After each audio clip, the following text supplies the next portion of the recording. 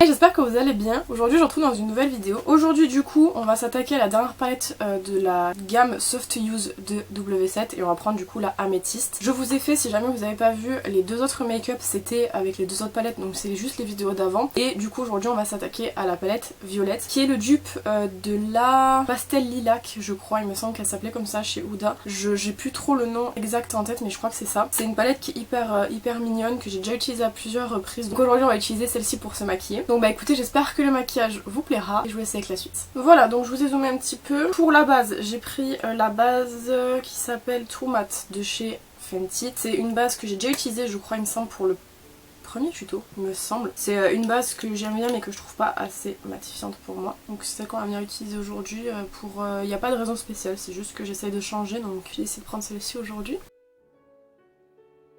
Pour le fond de teint, c'est un fond de teint que j'ai jamais utilisé sur YouTube, je crois. C'est le Instant Perfect Liquid Makeup de chez Essence qui est comme ça. En fait, c'est un fond de teint qui est censé être concentré, donc il y a beaucoup de matière à l'intérieur pour un tout petit contenant. C'est du 30 ml, c'est la taille normale des fonds de teint, sauf que le contenant est tout petit. Et par contre, j'ai pas lavé mes pinceaux, donc du coup j'ai plus de pinceaux que j'aime bien pour appliquer mon fond de teint. Je vais venir utiliser celui de chez Real Techniques, c'est le Buffing Brush que j'aimais beaucoup à l'époque, mais qui a hyper mal vieilli, genre les poils ils sont rêches un petit peu, donc c'est pas grave. Et je viendrai estomper avec mon éponge, donc normalement les traces s'enlèveront. Je vais mettre du coup le fond de teint Essence sur ma petite plaque.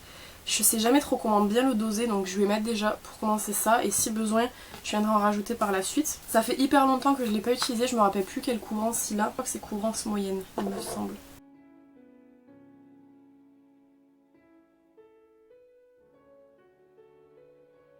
J'avais gardé ce pinceau au cas où et franchement c'était vraiment pour dépanner parce que le nombre de traces qu'il fait c'est assez insupportable. Je vais prendre l'éponge pour unifier et je vais reprendre, et j'en ai encore sur ma plaque aux endroits où ça n'a pas assez marqué.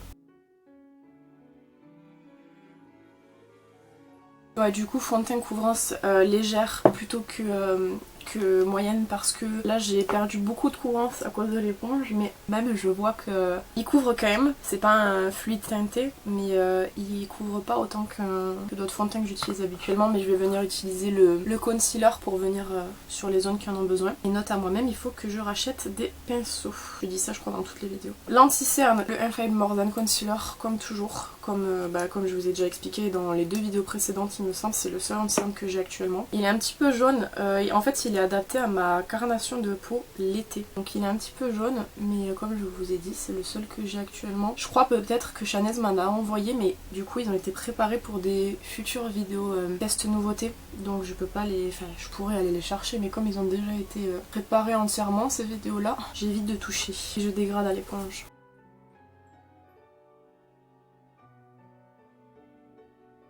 Pour la poudre, je viens prendre la Loose Powder HD de chez Lovely. Je crois que c'est celle que j'ai pris, il me semble, le premier jour aussi, mais je l'aime bien, donc je peux pas me priver. Je viens évidemment retapoter, faut que je change mon éponge. Et ensuite, je viens fixer.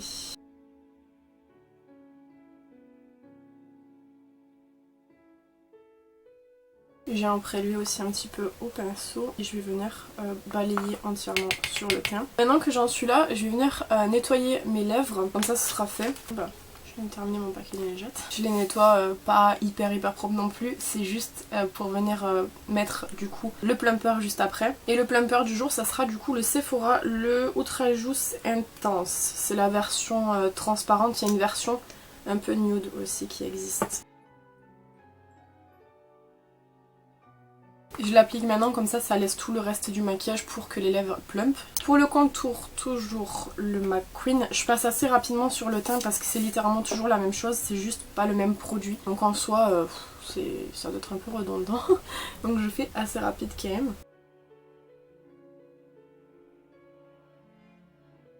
Je viens estomper. Je vais venir faire le nez aussi, donc je prends un petit pinceau, plus trop. Pour le blush, j'ai pris le Georges, c'est la référence Peach Punch, c'est un petit pêche comme ça. Je pense que ça peut bien aller avec le violet à mon avis. Oui, ça va bien. C'est celui que je vais mettre.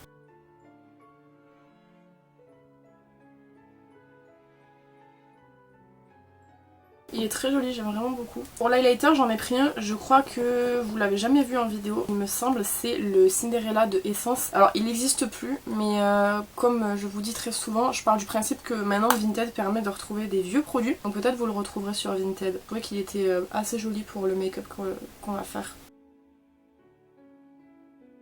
Et pour le spray fixateur, apparemment le Révolution est resté là-bas. J'ai vraiment la flemme. Donc je prends le Nideco. Le Nideco c'est le spray fixateur de la flemme, littéralement. Tout retourner par contre. Oh mon dieu. Ce spray, je vous jure, c'est terrible. Il fait de trop grosses gouttes. Pas agréable du tout, du tout, du tout. On passe au sourcil. Je vais utiliser toujours les mêmes produits. Le crayon de chez Pony Effect. Je le dis toujours, mais je le trouve trop bien. D'abord venir les brosser.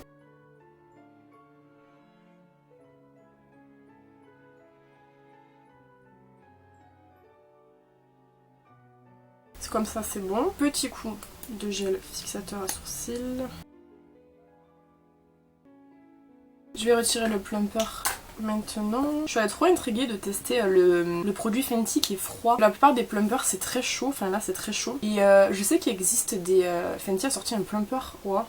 J'aimerais trop voir ce que ça donne. Là il a bien plumpé je pense parce que je le sens bien chaud. Donc on va pouvoir passer à la palette. Je redis pareil que ce que j'ai dit dans les deux autres vidéos. Il faut absolument une base blanche. Moi j'ai la Cut Crease Canvas qui est celle de chez Révolution, qui n'est pas pour moi la meilleure je pense. J'ai pas testé mais pour moi je pense que la meilleure c'est la P. Louise parce que déjà la base classique de P. Louise je la trouve vraiment hyper bien, donc j'imagine que la blanche elle doit être très bien aussi. J'ai la Cut Crease Canvas parce que je l'avais achetée à l'époque, il faut que je la finisse, donc c'est celle qu'on va venir utiliser. Donc je vais venir l'appliquer, je vais en mettre sur le dos de ma main comme toujours, j'en mets toujours trop d'ailleurs. Et aujourd'hui on va faire une forme étirée, mais comme tout ce qui va être pour étirer je vais venir le faire au liner, je vais juste venir en fait mettre de la base sur la paupière mobile.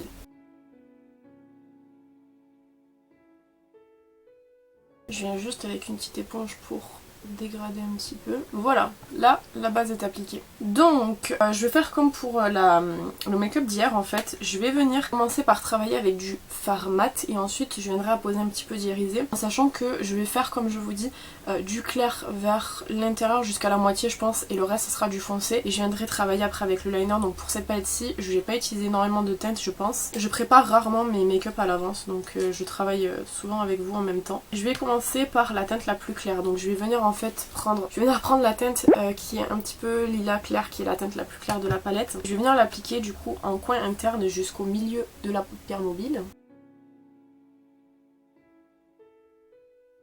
Je change de pinceau, mais surtout le pinceau là que je viens d'utiliser, je le garde bien de côté. Je vais venir prendre la teinte qui est parallèle, le violet qui est du coup je crois le plus foncé, ouais c'est ça de la palette. Je viens le prélever toujours avec le même genre de pinceau plat et je viens le tapoter à l'extérieur. Je crée pas de forme spécifique, vraiment je tapote en rond. La forme se créera tout à l'heure avec l'eyeliner. Je ramène la teinte jusqu'au milieu à peu près, je pense que vous voyez, puis je viens reprendre du coup mon premier pinceau pour venir créer le dégradé au milieu.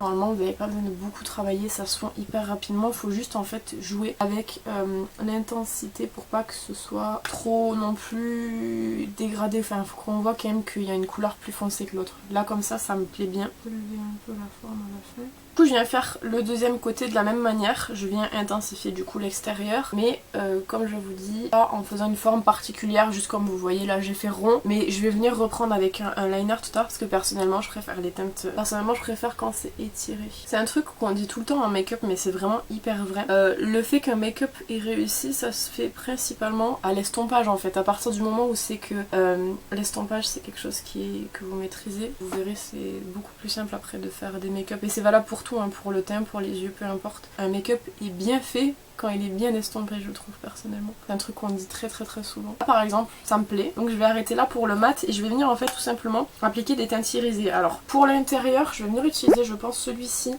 qui est vraiment très beau, mais je vais venir le prendre du coup avec mon petit doigt pour venir vraiment le tapoter parce que malheureusement j'ai pas énormément de pinceaux et là j'ai plus de pinceaux qui pourraient faire l'affaire, à moins que je prenne un embout mousse. Attendez, tester avec un embout mousse, peut-être que ça fonctionne. Un embout mousse, si ça prélève. Et je vais venir du coup tapoter pour mettre ici. Ça soit pas assez, donc je vais le faire au doigt, tant pis. On teste des trucs ici. Je Je sais pas si vous voyez la différence de loin, mais du coup les paillettes c'est trop mignon, j'aime trop. J'ai acheté les trois en même temps, mais je sais pas pourquoi, ma palette violette, j'ai l'impression que les fards à effet sont un peu plus... Et du coup pour la teinte extérieure, je vais venir mettre celui-ci. Alors normalement je pourrais mettre celui d'en haut au milieu, mais j'ai envie de tester celui-ci. Parce qu'en fait de base il est marbré, bon là il est plus marbré, hein. Ça fait des mois que j'ai la palette et que je m'en sers, donc forcément. Mais il est hyper beau, donc je vais venir tapoter sur le coin externe. Voilà ce que ça donne, c'est pas mal, c'est pas mal. Je vais venir faire le ras de cils inférieur maintenant aussi en coignet, donc je reprends les mêmes couleurs. J'ai mis en coin externe, je vais venir la mettre en bas.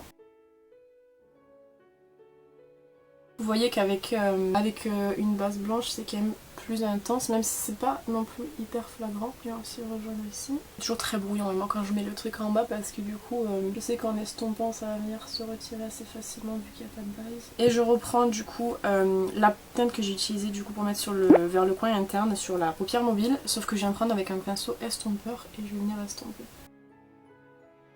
J'aime bien les paillettes et je trouve qu'il n'y en a pas assez, donc dans le coin interne je vais venir mettre le Metal Flash Metallic Glitter en référence Indecent qui est comme ça. C'est un iridescent qui est absolument incroyable. Et je vais venir le déposer du coup en haut, ici. Je redescends un petit peu et en bas. J'aime bien, c'est joli. J'aime beaucoup, c'est très mignon et ça apporte vraiment parce que franchement je trouve que malheureusement dans celle-ci il n'y a pas trop de teintes hyper lumineuses, donc c'est un peu dommage. On va passer au liner je pense. Donc je vais venir prendre tout simplement un double liner comme ça. Moi il vient d'AliExpress, je vous mettrai le lien en barre d'infos. Je trouve que ceux-là ils sont pas mal pour le prix. Ils coûtent 3 € je crois. Je l'ai déjà utilisé, donc vous avez une teinte claire, une teinte foncée. Je sais pas trop ce que je vais faire comme liner, mais j'avais bien envie d'utiliser les deux teintes, et la claire et la foncée, donc je sais pas si je fais pas moitié claire et moitié foncée. On va voir de toute façon. Donc je prends, j'ai pas mon spray, donc je vais prendre, c'est pas grave, un spray comme ça Mario Badescu. Je le mets dans le couvercle. Pinceau nail art pour l'eyeliner toujours, parce que ça sera plus simple pour vous et c'est exactement la même chose au final. Et je viens du coup prélever de l'eau et ensuite je plonge dans le liner et ça vous fait en fait tout simplement un petit liner liquide. Jusque là je pense que je fais le clair et après je fais le foncé. On va tester comme ça. On va peut-être dû faire l'inverse mais c'est un peu tard.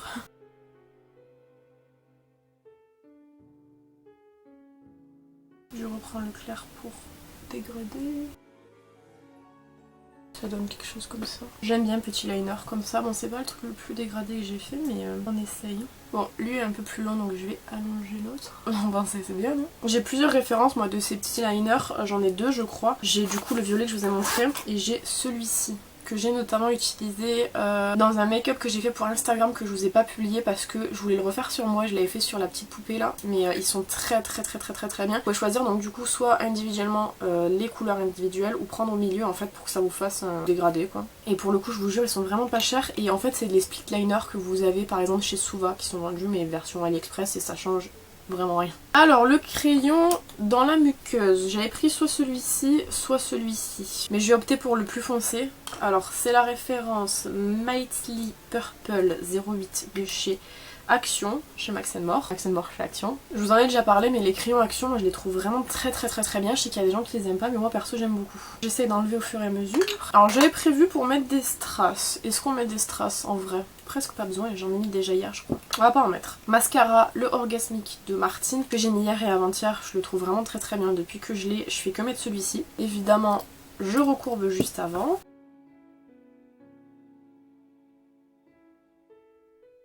Oh je me suis emportée. Il a vraiment un beau rendu hein, franchement ce mascara. Finalement même pas besoin de strass, je trouve le rendu là déjà hyper joli. Pour les lèvres, contour de lèvres, le Rusty Rose de chez Max More qui est... je vous en parle tout le temps, regardez je l'ai presque fini.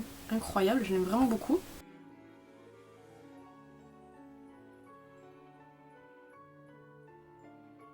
Et en lipstick, c'est le Super Stay Ink crayon en référence Lead the Way. Qui est le 15, je crois qu'il est clair celui-ci, plus clair que le contour il me semble. Ouais, mais j'aime bien la teinte, donc je vais mettre celui-ci. J'aime bien la teinte et le fait que le contour soit un peu plus foncé c'est même pas trop gênant, ça va je trouve. Voilà, bah écoutez, c'est le rendu du maquillage que j'ai réalisé aujourd'hui avec la palette de la gamme Soft Use, la Améthyste, qui était du coup la dernière que j'avais à vous faire de cette série là. C'est une série que j'ai tardé à faire et je sais de ouf que je vous ai grave reporté cette série là parce que j'ai eu d'autres trucs à faire avant et c'est vrai que je profite très souvent d'avoir des gros plannings comme ça justement pour pouvoir vous caler des vidéos que je voulais vous faire depuis longtemps. Donc c'est chose faite avec cette palette-ci. Honnêtement, si je dois dire quelle est ma préférée des trois, je l'ai déjà mentionné en vidéo mais ça reste la verte et celle que j'aime le moins ça reste la violette parce que c'est pas du tout le genre d'harmonie que j'aime bien travailler. Même si je dis à chaque fois que j'aime pas travailler le violet et que je finis toujours par faire des make-up violets, on est d'accord. Je pense que celle que j'aime le moins c'est celle-ci. Vous pouvez quand même constater que j'ai pas menti, dans les vidéos vous m'avez vu me maquiller avec et avec une base blanche on s'en sort plutôt bien. J'ai vu beaucoup de gens dire qu'ils aimaient pas ces palettes-ci mais c'est tout simplement parce que ces gens-là ne travaillaient pas avec une base blanche et que forcément malheureusement comme je vous dis les teintes pastel si vous n'utilisez pas de base blanche vous allez galérer à faire ressortir les couleurs. C'est le principe même des pastels, c'est d'être des teintes très douces et du coup bah faut forcément travailler un petit peu plus longtemps que si vous travaillez par exemple avec des teintes très flash. Vous aurez l'occasion d'ailleurs de le voir avec les prochaines vidéos qui vont arriver. On travaillera des teintes un petit peu plus foncées donc du coup on aura beaucoup moins de mal, je vous le promets. Donc j'espère que cette mini-série sur les palettes pastel vous auront plu. N'hésitez pas à me dire ce que vous en avez pensé dans les commentaires comme d'habitude. N'hésitez pas également à me dire du coup quel est votre préféré entre les trois, que ce soit entre les trois maquillages que j'ai réalisés mais également entre les trois palettes pastel de chez W7. En termes de dupes, j'ai pas les vrais mais vous savez ce que je vous dis tout le temps, c'est que je trouve personnellement que les dupes W7 sont très bien faits. Quant à moi je vous retrouve bientôt dans une prochaine vidéo. En attendant, prenez soin de vous.